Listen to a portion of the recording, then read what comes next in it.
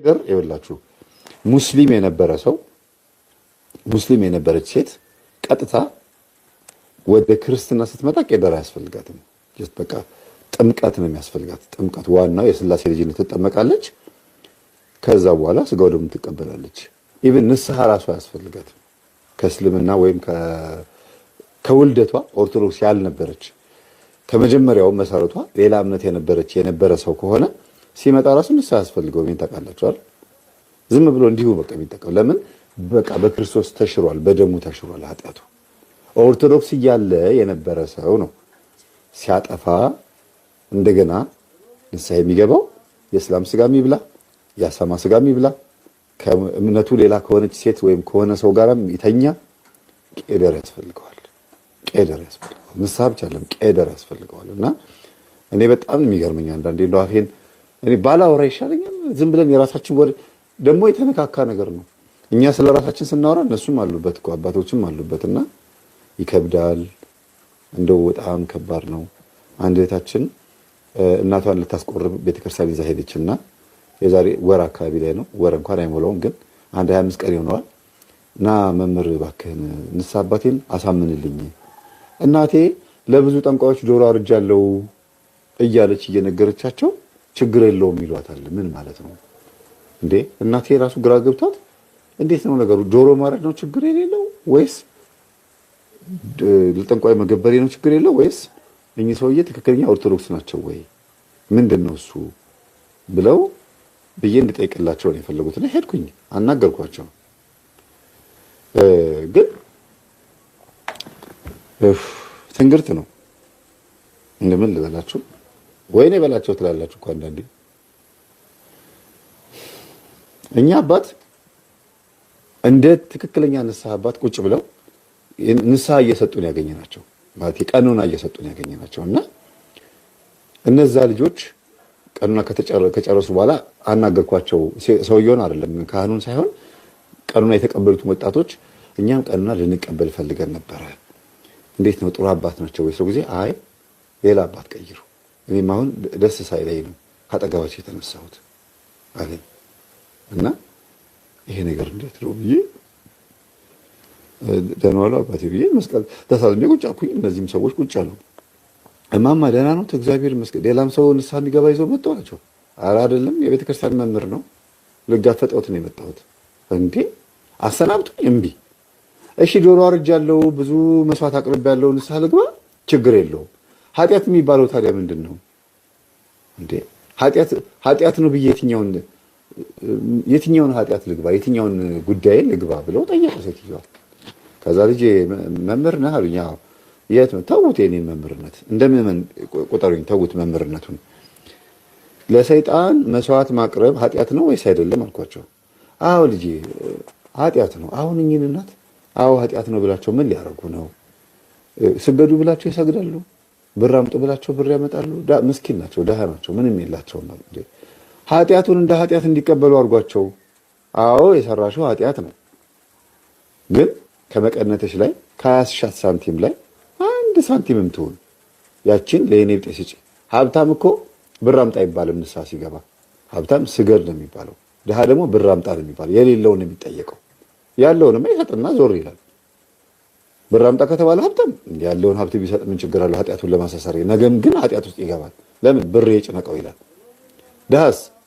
ድሃ ደግሞ ስገድ፣ ጹም፣ ጸልይ ብቻ ከተባለ አይ በቃ ጉልበቴ የጭነቀው የሚለው በዚህ ከተገላገልኩ ይላል። ግን ከየትም ሊያመጣው የማይችለውን ነገር ይጠየቃል። ምንድን ነው እያሉ ያሉት እርስዎ? እኔ አልገባኝም። ኦርቶዶክሳዊ ኖት አልኳቸው። ምን እያልክ ነው አሉኝ። ወይ ቅብአት ኖት፣ ወይ ጸጋ ቅብአት ኖት፣ ወይ ኦርቶዶክስ ኖት፣ እውነቱን ንገሩኝ አልኳቸው። ከዛ እንዴት እንደዚህ ትላለህ ምናምን ብለው ሊናገሩ ሞከሩና ዞር ዞር ብለው ሌላ ሰው ደግሞ ያሉ እንደ ሰው እውነትም እምነታቸው ሌላ ነው ብዬ ዘበኛው ጋር ሄድኩኝና እኛ አባት ግን የዚህ ደብር አገልጋይ ናቸው ስለ ጊዜ አዎ ናቸው። ቅርብ ጊዜ ነው የመጡት። ጸበል ቦታ ያጠምቁና 4 ሰዓት 5 ሰዓት ላይ ጸበሉ ሲዘጋ መተው ደግሞ እዚህ ቁጭ ብለው ንስሐ ልጆቻቸውን ያናዝዛሉ። ምን ነው አሉኝ። እንዲህ ሆኖ እንዲህ ተናገሩ ስለ ጊዜ አለኝ። ገረመው። ዘበኛው ራሱ ደነገጠ። እንደዚህ አሉ። አዎ ቆይ መጣሁ። ቆይ አትሄድ ወደ እሳቸው እኔ መጣሁና አስተዳዳሪው ጋር ገብተው ተናገሩ። አስተዳዳሪው አሉኝ እንደዚህና አሉኝና ጠሩኝና ተስፋ ስላሴ ደህና ነህ አሉኝ። እንዴ አባት ያውቁኛል ስላቸው ጊዜ አውቃለሁ፣ የንስሐ ልጆቼ ያንተ ተማሪዎች ናቸው። ጌታ ሊያካህን አሉ። እዛ ዛፍ ስር ናቸው ያሉት። ኦርቶዶክሳዊ ከሆኑ አስተምሯቸው እኚህን አባት። ግን ኦርቶዶክሳዊ መሆን አለመሆናቸውን ጠይቀው አይደለም የሚያውቁት። ነህ ወይስ አይደለህም፣ ቅባት ነህ አይደለህም ተብሏል የሚጠየቀው። ፈትኗቸው፣ የሆነ ቼክአፕ አድርጓቸው፣ ክሮስ ቼክአፕ አድርጓቸው አልኳቸው። ፕላን ኤ ፕላን ቢ ፕላን ሲ ብላችሁ መጨረሻ ላይ ነው ግራ ከገባችሁ እምነትህ ምንድን ነው ልትባረር ነው ብለው ከነገራችኋቸው ሊናገሩ ይችላሉ። እሱም እንደው ሞኝ ከሆኑ እንጂ አይናገሩ። የሚገርማችሁ እኛ እያወራን እኛ አባት መጡ፣ እኔ እና እሳቸው እያወራንና አባታችን እንደምን ነዎት? ሰላም ነዎት? እግዚአብሔር ይመስገን እንዴት ነዎት? ብለው ያሸረገዱ መጥተው መስቀል ተሳለሙና ጉልበት ለመሳም ሲሉ አይ ቆይ ጉልበት መሳሟ ትቆየኝና የንስሐ ልጆችን ጥሩልኝ አሉ። የትኞቹን? አሁን የመጡትን።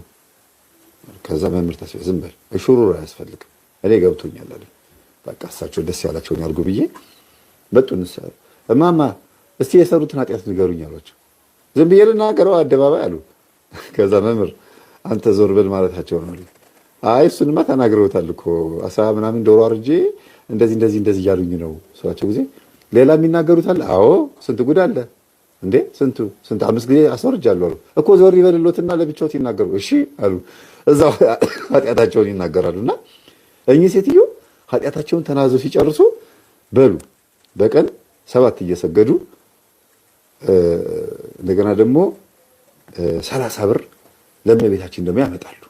ሲዋቸው ጊዜ ኃጢአቴ ቅጣት አገኘው እሰይ ትንሽም ትሆን ቅጭኝ ብያት ነበር እያሉ በቃ እንዴት ነው ለመቀጣት የሚፈልግ ሰው ታውቃላችሁ? ደስ ብሏቸው ነው የወጡት ከዛ ቤት። ከዛ እኚህ አባት አዩ አሏቸው፣ እኔ እርሶን ለመውቀስ ወይ ለሌላ ነገር አይደለም። ሰው ጥፋተኛ ነኝ ብሎ ሲመጣ አዎ ነህ ነው የሚባለው። ጥፋተኛ ነህ ብለው እርሶ ከመሬት ተነስቶ ባይወቅሱትም እንኳን ነኝ ብሎ ሲመጣ አዎ ነህ። ግን እግዚአብሔር መሐሪ ስለሆነ ይምርሃል። እንዲያውም እንዲህ ስንቀጣቸው በቤታቸው ሄደን ስንቀጣቸው ነው የሚያስፈራው እንጂ እነሱ መጥተውማ መቀጣታቸውን ፈልገውታል። አባቴ ለምንድን ነው እንደዚህ ያደረጉት አልገባኝም አሏቸው አስተዳዳሪው ለካህኑ። ካህኑ ጸጥ አሉ። ማለት ኖርማሊ ይቀድሳሉ፣ ያጠምቃሉ፣ ምን ይላሉ። ግን የፈዘዘ ሰው ታውቃላችሁ እንደዛ ነገር ናቸውና ከዛ ናስቲ መምህር ተስፋ በሉ አባታችን ይሄዱ በቃ አሏቸው። ተስፋ ስላሴና ግባሉኝና ገባው። ገብቼ እኔ ግን አባቴ ይቅርታ፣ እኚህ አባት ግን ወይ ተዋርሶ አለባቸው። ሲያጠምቁም ቼክ አድርጉ፣ ኪሳቸው ውስጥ ምን ስር እንደያዙ ምን እያደረጉ ህዝቡ እንደሚያጠምቁት ቼክ አድርጉ አልኳቸው። እሱስ ልክ ብለሃል፣ በቃ እንዲያው ሌላ ጊዜ በደንብ እናወራለን። ይሄንን እኔ አሁን ለአንድ ዲያቆን አዘዋለሁ፣ እኔም ቸኩያለሁ፣ ቤተ ክህነት ጉዳይ አለብኝ ብለው መስቀል አሳልመውኝ ሸኙኝ። ከዛ በሳምንቱ ደወሉልኝና ተባረሩ እኮ ያ ሰውዬ እኮ አሉኝ። ደውለው አስተዳዳሪ ወይ አባቴ ምን አድርገው ተባረሩ? አንደኛ ቅባት ነው፣ ሁለተኛ ደብተራ ነው። ቁልጭ የጠረጠርኩት ራሱ ሆነ። ለምን ሁኔታ ነው የሚያሳዩት፣ ማንነት ነው። እንዲህ አይነቱ እኔ አሁን እውነት ቅባቶች ግን ደፍረው ታቦት ይሸከማሉ። አመንዝራ ዘማዊስ እንደው እግዚአብሔር ይቅጣው፣ እዛው ታቦቱ በደንብ አድርጎ በበሽታን በምንም ይቆልም ወደን አድርጎ ይቅጣው ነፍሱ እንድትድን ይላል ቅዱስ ጳውሎስ። ምን ይላል? በእናንተ መካከል በአሕዛብ እንኳን የሌለ ኃጢአት የሰራ ሰው አውቃለሁ። በእናንተ መካከል በአሕዛብ እንኳን የሌለ ኃጢአት የአባቱን ሚስት ያገባ ወይም እንጀራ እናቱን ያገባ ሰው ሰምቻለሁ። እንዲህ ያለው ሰው ከማህበሩ ራቅ ይበልና ሰይጣን ይግባበት፣ የሰይጣን መጫወቻ ይሁንና ጸበልተኛ ይሁን ማለት ነው። ግን ለምን ነፍሱ እንድትድን ነፍሱ እንድትድን እንዴት ነው ሰይጣን መጫወቻ የሚሆነው? ወይም ደግሞ ሰይጣን ያሰቃየው እንዴት ይባል ሲባል ውስጡ ያለው መንፈስ ይቀስቀስበት። እሱን ለማስወጣት በሚጾምበት፣ በሚጸልይበት፣ በሚሰግድበት ጊዜ ምን ይሆናል? ወደ እግዚአብሔር ይተጋል። እና እኔ አንዳንዴ በጣም ማፍረው በምንድን ነው ቤተክርስቲያን ውስጥ ማገልገል የማይገባቸው ሰዎች አሉ፣ ከኔም ጭምር። ልብሰ ተክህኖውን መልበስ፣ ቀሚሱን መልበስ የማይገባን ሰዎች አሉ። እንዲች ቤተክርስቲያን መድረስ የማይገባን ግን መሐሪ ነው። ምእመን መሆን ይቻላል። አገልጋይ ሆኖ ከመቀጠል እውነት እግዚአብሔርን ነው የምላችሁ። ምእመን ሆኖ ይቅር በለኝ ማርያም ብሎ ደፋ እያሉ መጥቶ ኪዳን አድርሶ መመለስ ይሻላል። በዚህ የተጨመላለቀ ማንነት ውስጥ ሆኖ ኪዳን ቀድሶ ቅዳሴ ቀድሶ ሰዓታት አድርሶ ደሞዝተኛ ሆኖ ቤተክርስቲያን ከምነው በእውነት ግንበኛ ሆኖ ደጅ ላይ ብሎኬት መደርደር ይሻላል። መንገድ ላይ ለማኝ የኔ ቢጤ ቄስ መሆን ይሻላል። ቄስ ሳይሆን ምእመን በቃ እውነት። ለምን ሰው እሳት ውስጥ ገብቶ እንዴት ይርመጠመጣል? ስለዚህ ጤነኞች አይደሉም እንደዚህ አይነት ሰዎች። የሆነ ባዕድ ችግር አላቸው እና ቅባት ምንድን ነው እያላችሁ ነበር። ቅባትና ጸጋ የካቶሊክ አስተሳሰብ ያላቸው ክርስቶስን ሁለት ባህሪ የሚሉ ናቸው። አንደኛ ከካቶሊክ የሚለያቸው ምንድን ነው? ክርስቶስ ተቀብቶ ነው አምላክ የሆነው የሚሉት ቅባቶች ይባላሉ። ተቀብቶ ነው ከተወለደ በኋላ እመቤታችን ከወለደች በኋላ ተቀባ። ገብርኤል ካበሰራት በኋላ ከተወለደ በኋላ ተቀብቶ ነው። ጸጋ የሚባሉት ደግሞ ከተወለደ በኋላ ጸጋ አግኝቶ ነው እንጂ እንደ ማንኛውም ፍጡር ነው። እግዚአብሔር ከተወለደ በኋላ መጥቶ መለኮቱን ያሳደረበት ብሎ ነው የሚያስቡት።